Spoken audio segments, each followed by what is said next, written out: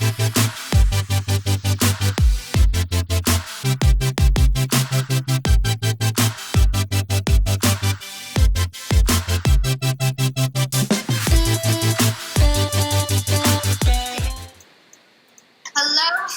and welcome to week 10 of Getting Back to Work. Week 10. Woo! Week 10.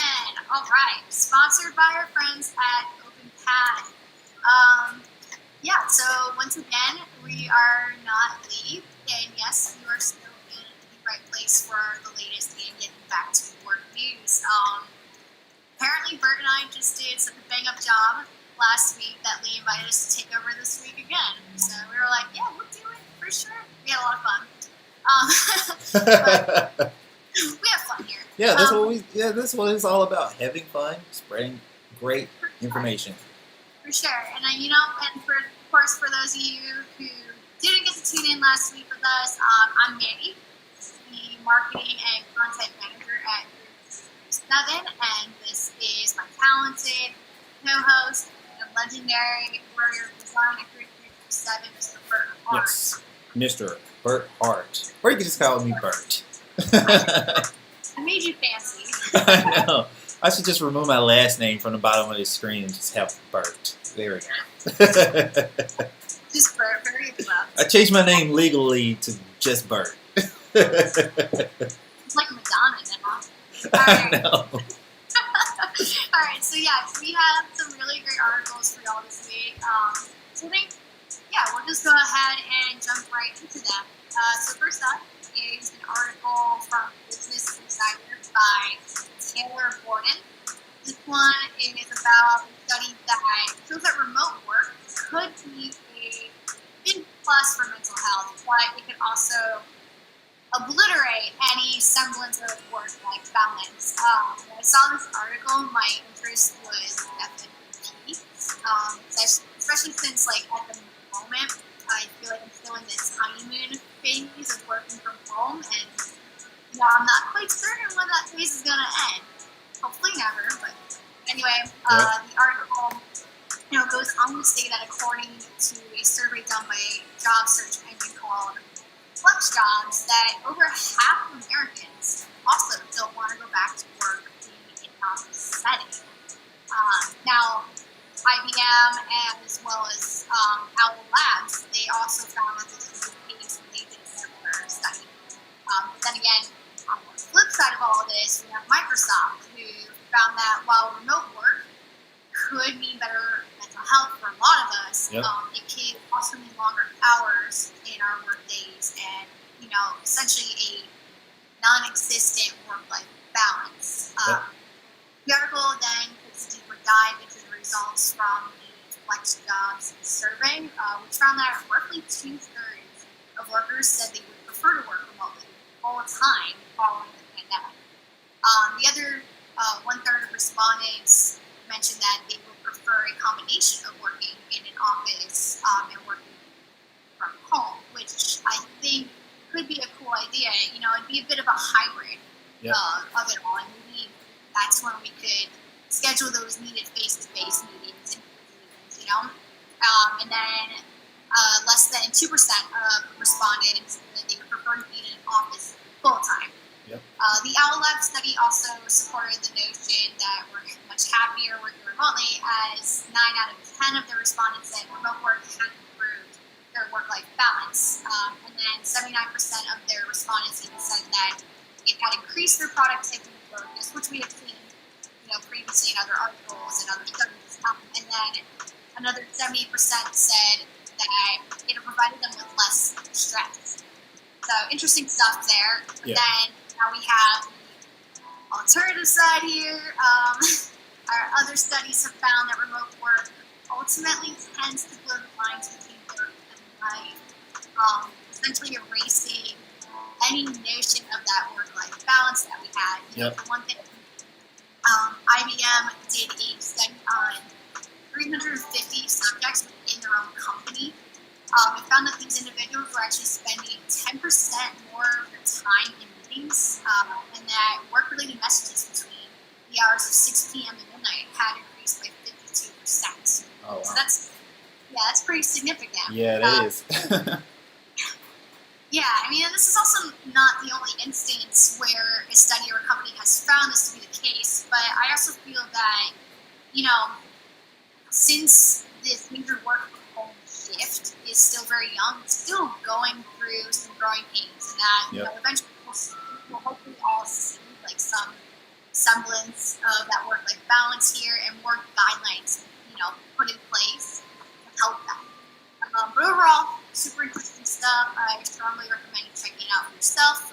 But now I'm going to hand it on off to Mr. Burt. Yeah, most definitely. So, I mean, just a remark on that like article that you went over, Manny. I do remember like a little while ago being in the office and like sitting at my desk and just being like, man, I wish I could just work remote. That got to be the life. And now that this thing has happened, the pandemic, and everyone's remote, it's just like, you know, I have my days where I'm just like, man, I wish I was back at work. And then I have my days where I'm like, this ain't bad. So it's crazy. Man, this is definitely a different world that we live in now. So anyways, that being said, so the article I went over was by Fast Company. And, you know, it was written by Julia Hebst. I don't know if I'm pronouncing that right. Hebst. And the title of the article, let me pull it up right here. The title of the article was Extremely Transparent and Incredibly Remote. And this was a pretty good article. Definitely touched on a lot of aspects of working remote. Basically, the article was about like this new framework that GitLab has put together when it comes to working remotely efficiently.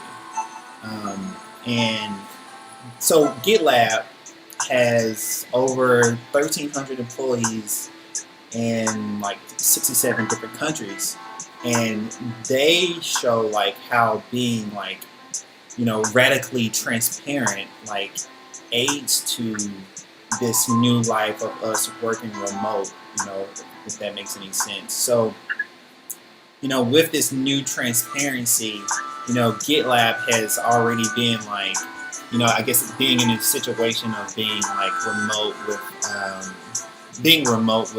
the different, you know, like with different people, and like showing like how, you know, different processes that people can take while working remote. So for example, you know, they have like a lot of different steps on how, you know, people who are being, you know, onboarded to the company, you know, how, you know, they can have the right conversations with everyone, and how they can actually like meet their team members and like get to know everyone. So it's not just like, oh well, I'm remote, I'm like out of the circle, I'm not really like knowing anyone outside of like, you know, my like team.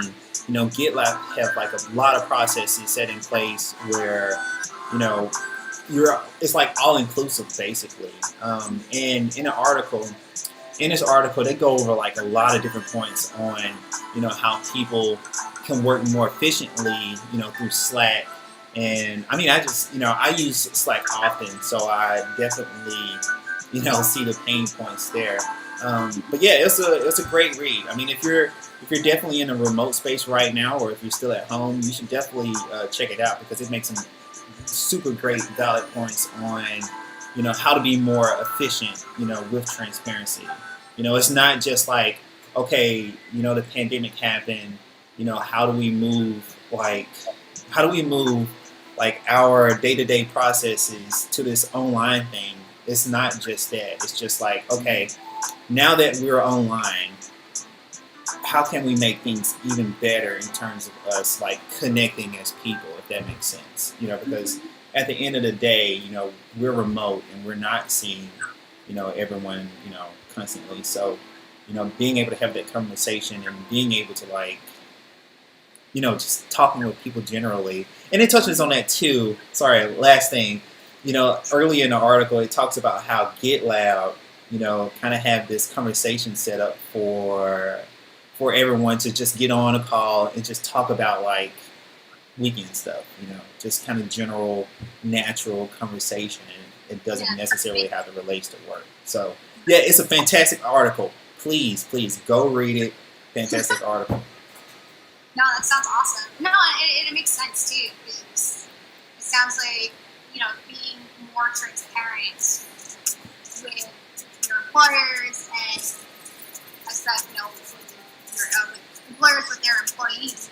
It's just kind of opened that door for there to be more trust. Oh, yeah. It makes it so much easier for people to actually work remotely and feel secure even working remote. We all still have that. I think we're still all trying to fight that, like you mentioned last week, that flex and seat mentality, Yeah. And it just seems that with being more transparent in companies comes more trust, more the ability to work remotely, finding better ways to connect and more meaningful ways to connect with one another and catch up. Oh yeah, no, they're definitely doing their work, but let's catch up. Yep. Let's no, good stuff. Good stuff, Bert. All right, so just come home to wrap this all up is an article from CNBC by Nicole Geist, and again, I hope I'm pronouncing that correctly, and Eric Rosenbaum. It's called Beyond Work from Home: Why Digital Nomads Think They're the Future of Remote Life. And I found, again, of course, this article to be pretty interesting because, that digital nomad lifestyle is something that has kind of been appealing to me. This is the millennial people, whatever. But for those of you who don't know the term, a digital nomad, more or less, is someone who is able to work from anywhere throughout the world through digital means. Which is essentially, minus the moving around bit all across the world, we're all doing right now. The article then discusses how after major companies like Google extended work from home until December 2021, along with several other big companies, that many digital nomads now believe that their lifestyle is going to be the new normal. And it's sort of a remote work tourism, the article is calling it. And I think it has potential, especially within more progressive companies out there. And this is something that could even help our tourism industry get back on its feet. I don't know. We'll see. Right? It's an idea. We'll see. The article also goes into how a man who works as a growth product manager has been able to work abroad in Europe. Like, he's been in Lisbon for a few weeks now, and now he's in London. Like, he's just been able to kind of bounce around from country to country, co-working space to co-working space. And there's now even apps out there that make co-working and the digital nomad lifestyle easier, which I think is pretty cool. It's fascinating how fast the world is adapting to all these different types of lifestyles. We now have because of COVID, and just how many startups have emerged out of this time. It's mind blowing. I don't know. If you're actually interested in this type of lifestyle and you think it's one you could really work with, the article goes to how you actually make it work with your job and your employers. So definitely give it a read for those aspiring digital nomads out there. It's something worth doing. With that, Bert, if you had any more comments and questions on that? For the digital nomad, as a graphic designer, this is a lot, this is something that I know, like, a lot of designers or graphic designers, that, like, have already, like, been thinking about or whatever, because I know there were a point where I was like, man, when I was in college, it's like, oh, I can be a graphic designer and I can work anywhere. I can travel, like, to all these different countries. And I was, now that, like, this thing is in place, it's just kind of becoming like a kind of a norm or something like that. Just like, all right, well, I know a bunch of buddies who, like, who kind of, like, travel in their car and they just like, well, I'm just hop on somebody's Wi-Fi and do my work and then, go to the Grand Canyon or something like that and just kind of chill out there. And, I don't know, it's pretty awesome. And I think it's pretty cool that people are, like, actually taking advantage of their different areas and like, adjusting to this whole thing or whatever. Because I mean, that's all you can do. Right. No, I guess the world has now officially become our oyster. Yeah. I don't know. It just. Yeah. Okay. So I guess with that, we have just finished up another great episode of GPTW. For those of you who tuned in, we really appreciate you watching, and we'll have those links to those articles in the show notes below shortly. Yeah. Until then, thank you. Stay well, and if you haven't already, don't forget to subscribe to our newsletter. Yes, definitely subscribe.